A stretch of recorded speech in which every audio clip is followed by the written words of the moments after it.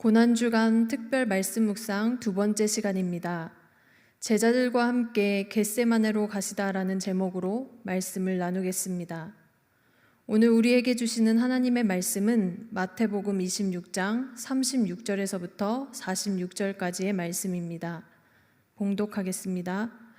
이에 예수께서 제자들과 함께 겟세마나라 하는 곳에 이르러 제자들에게 이르시되 내가 저기 가서 기도할 동안에 너희는 여기 앉아 있으라 하시고 베드로와 세베대의 두 아들을 데리고 가실새 고민하고 슬퍼하사 이에 말씀하시되 내 마음이 매우 고민하여 죽게 되었으니 너희는 여기 머물러 나와 함께 깨어 있으라 하시고 조금 나아가사 얼굴을 땅에 대시고 엎드려 기도하여 이르시되 내 아버지여 만일 할만하시거든 이 잔을 내게서 지나가게 하옵소서. 그러나 나의 원대로 마시옵고 아버지의 원대로 하옵소서 하시고 제자들에게 오사 그 자는 것을 보시고 베드로에게 말씀하시되 너희가 나와 함께 한 시간도 이렇게 깨어 있을 수가 없더냐. 시험에 들지 않게 깨어 기도하라. 마음에는 원이로되 육신이 약하도다 하시고 다시 두 번째 나아가 기도하여 이르시되 내 아버지여 만일 내가 마시지 않고는 이 잔이 내게서 지나갈 수 없거든 아버지의 원대로 되기를 원하나이다 하시고 다시 오사 보신즉 그들이 자니 이는 그들의 눈이 피곤함일러라. 또 그들을 두시고 나아가 세 번째 같은 말씀으로 기도하신 후 이에 제자들에게 오사 이르시되 이제는 자고 쉬라. 보라 때가 가까이 왔으니 인자가 죄인의 손에 팔리느니라. 일어나라 함께 가자. 보라 나를 파는 자가 가까이 왔느니라. 아멘. 이제 정말 예수님께는 고난과 십자가의 죽음만이 남아 있습니다. 그 일을 앞두시고 예수님이 마지막으로 하신 일은 기도였습니다. 얼굴을 땅에 대시고 엎드려 아주 간절하게 기도를 했는데요. 우리는 그 내용을 보게 될 것입니다. 그리고 동시에 말씀을 읽으면서 함께라는 이 단어가 계속해서 쓰이고 있음을 발견하게 됩니다. 이 시간 예수님이 제자들과 함께 겟세마네로 가신 이유와 그 마음을 깨닫길 소망합니다. 예수님은 제자들과 마지막 식사 후에 그들과 함께 기도하실 장소 겟세마네로 가십니다. 예수님은 알고 계셨어요. 가룟 유다가 자신을 배신할 것이고 베드로가 부인을 할 것입니다. 다른 제자들 역시 다르지 않죠. 조금 전까지만 해도 그런 일은 없다 이렇게 확신했던 제자들이지만 결국 모두 다 그렇게 부인할 것입니다. 그럼에도 예수님은 그들과 함께 가셨습니다. 그리고는 그곳에서 먼저 자신의 마음을 제자들에게 나누게 되는데요. 37절과 38절을 읽겠습니다. 베드로와 세베대의 두 아들을 데리고 가실새 고민하고 슬퍼하사 이에 말씀하시되 내 마음이 매우 고민하여 죽게 되었으니. 물론 나머지 제자들은 예수님의 마음에 대해 직접 듣지는 못했습니다.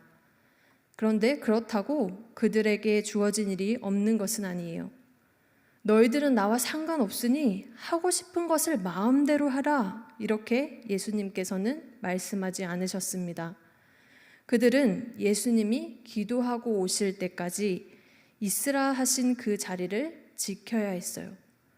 마찬가지로 그들도 예수님과 함께 해야 하는 것이죠. 자, 베드로와 요한 그리고 야고보의 상황으로 다시 가보겠습니다.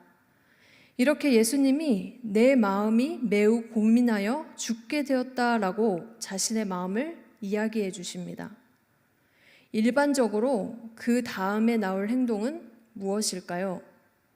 걱정이어야 하겠죠. 예수님의 말씀이 끝나기도 전에 왜 그러신지 질문이라도 해야 합니다. 그런데 그런 부분은 보이지가 않습니다. 38절 후반절을 이어서 보면 이렇게 나와 있어요. 너희는 여기 머물러 나와 함께 깨어 있으라. 예수님은 그들에게 함께 해달라고 부탁을 하시며 조금 더 나아가서 기도를 시작하십니다. 예수님의 마음이 어떠했는지는 첫 번째 기도의 내용에서 잘 알 수가 있어요. 39절 말씀입니다. 내 아버지여, 만일 할만하시거든 이 잔을 내게서 지나가게 하옵소서. 그러나 나의 원대로 마시옵고 아버지의 원대로 하옵소서. 예수님은 지금껏 하나님의 이 뜻과 다른 것을 언급조차 하시지 않으셨던 분이셨습니다.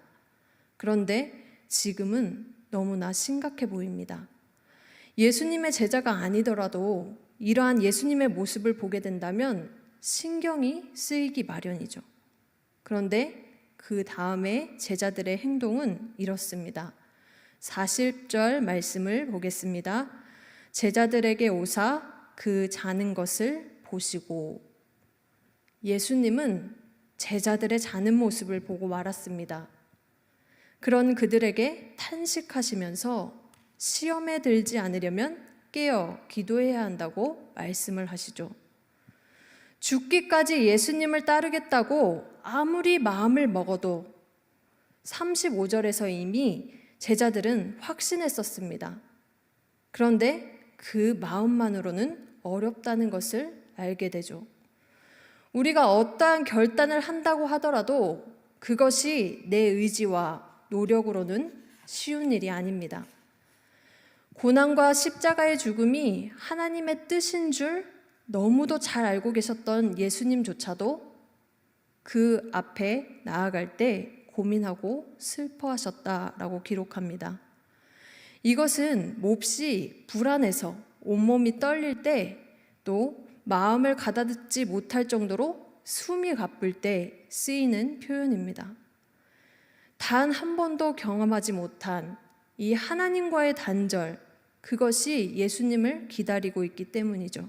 거기에 포함되어 있고 그 형벌이 너무도 가혹하게 겪는 고통이었습니다. 매우 쓴 잔입니다. 예수님께서는 모든 사람들의 그 죄에 대한 하나님의 진노와 심판이 하나도 빠짐없이 다 담겨 있는 그 잔을 받으셔야만 했어요. 지금 예수님은 하나님께 그 잔을 지나가게 해달라고 솔직하게 고백하고 계신 겁니다.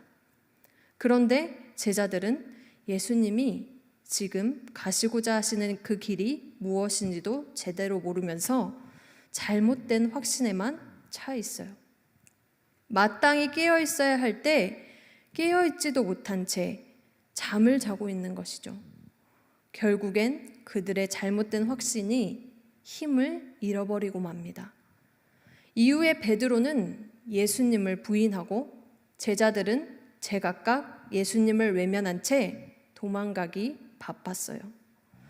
예수님께서는 고난주간을 지나고 있는 우리에게 찾아오셔서 그분의 마음을 지금 나누어 주고 계십니다. 예수님과 함께 깨어 있으시기 원합니다. 예수님이 우리에게 나누시는 그 마음에 반응하시길 원합니다. 주어진 이 하루 예수님과 함께하며 더욱더 그분의 마음을 깊이 알아가는 우리 모두 되길 소망합니다. 예수님은 이어서 두 번째 기도를 하십니다. 42절 말씀인데요.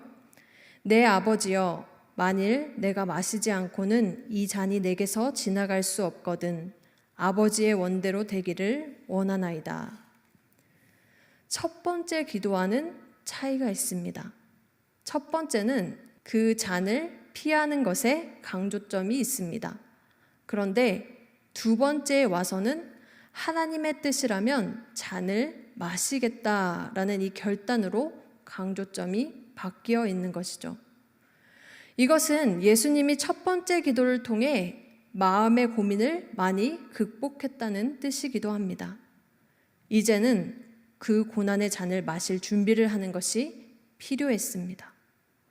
예수님의 이러한 기도의 시간은 결코 짧지 않았어요. 그렇게 예수님의 두 번째 기도도 끝이 났습니다. 그렇다면 제자들에게는 어떠한 변화가 있었을까요? 아닙니다. 그들은 두 번째 역시 변화가 없었습니다. 43절 말씀입니다. 다시 오사 보신즉 그들이 자니 이는 그들의 눈이 피곤함이로라. 제자들은 눈꺼풀이 무거워 눈을 뜨지 못하는 상황까지 온 것입니다. 무감각한 그 자체였죠. 그럼에도 예수님은 그들에게 다시 오셨습니다. 이것이 우리에게는 소망이 되는 것이고요. 예수님은 여전히 그들과 함께 하시기를 원하셨죠. 이러한 예수님의 마음이 오늘 말씀을 듣고 있는 우리 모두에게 선명하게 새겨지기를 원합니다. 예수님은 잠자고 있는 제자들을 두시고 세 번째 기도를 같은 말씀으로 하십니다. 그리고 다시 제자들에게 오셔서 말씀을 하시죠. 46절입니다. 일어나라, 함께 가자. 보라, 나를 파는 자가 가까이 왔느니라.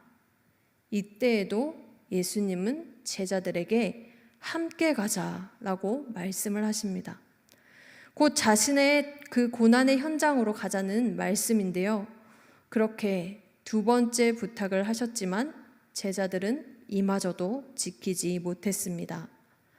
말씀을 정리하겠습니다. 예수님은 제자들과 함께 겟세마네로 가셨습니다. 그리고 그곳에서도 또한 고난의 현장까지도 함께 하기를 원하셨습니다. 이것은 다른 말로 표현해 보자면 예수님이 어디서든 그들과 함께 하신다는 것을 말해 줍니다. 동시에 자신의 기도하시는 그 모습을 보여주심으로써 어떠한 상황을 만나더라도 그 제자들이 어떻게 해야 할지를 알려줍니다. 예수님의 하나님을 향한 첫 번째 기도에서 우리는 이렇게 깨닫습니다. 하나님께 우리의 모든 것을 숨김없이 고백할 수 있다는 것을요. 하나님은 우리의 연약함을 아십니다. 우리 안에 있는 유혹도 아십니다. 하나님께 우리의 있는 모습 그대로를 고백하시기 바랍니다. 우리가 있는 자리가 기도의 자리이길 축복합니다. 그곳에서 하나님께 있는 모습 그대로를 고백하는 우리 모두 되길 소망합니다. 예수님의 하나님을 향한 두 번째 기도에서는 또 이것을 깨닫습니다. 하나님께 우리의 있는 모습 그대로를 고백하되 그것이 고집이 되지 않아야 합니다. 기도는 나 혼자 일방적으로 하는 것이 아닙니다. 하나님께서 또한 말씀을 해주십니다. 하나님은 언제나 우리에게 가장 좋은 것으로 답변을 해주시죠. 우리가 하나님의 뜻을 이루는데 준비할 수 있도록 감당할 힘을 더하여 주십니다.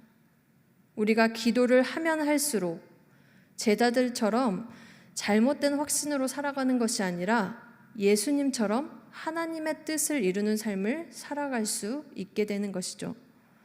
기도함으로 하나님의 답변을 기다리십시오. 하나님이 허락하신 방법으로 오늘 하루도 살아가길 소망합니다. 고난주간을 지나고 있습니다. 예수님은 최종 남으신 그 일을 하시기 전에 기도의 자리를 먼저 찾으셨습니다. 그리고 그곳에 제자들과 함께 가셔서 자신의 마음을 나누시고 함께 기도하기를 원하셨죠. 또한 그분이 가실 고난의 현장까지도 함께 나아가기를 원했습니다. 이러한 예수님의 초대에 오늘 우리가 응답하길 소망합니다. 예수님과 함께하며 그분이 보여주신 기도를 통해 어떠한 상황 가운데서도 더욱 하나님의 뜻을 이루는 삶을 사시길 축복합니다. 오늘도 기도합시다. 기도하겠습니다. 사랑의 하나님, 예수님을 우리의 구원자로 보내주셔서 감사합니다. 고난주간을 지나며 오늘도 말씀에서 깨달은 바를 살아갈 수 있도록 인도해 주옵소서. 예수님의 마음을 알기 원합니다. 우리와 함께 하시고자 하시는 예수님의 초청에 응답하게 하시고 그분의 기도를 통해 우리도 하나님께 있는 그대로를 고백하며 나아가게 하옵소서. 끝내는 하나님의 뜻을 이루는 삶을 살기를 원합니다. 어떠한 상황을 만나더라도 예수님의 마음과 기도의 내용을 기억하게 하옵소서. 예수님의 이름으로 기도합니다. 아멘.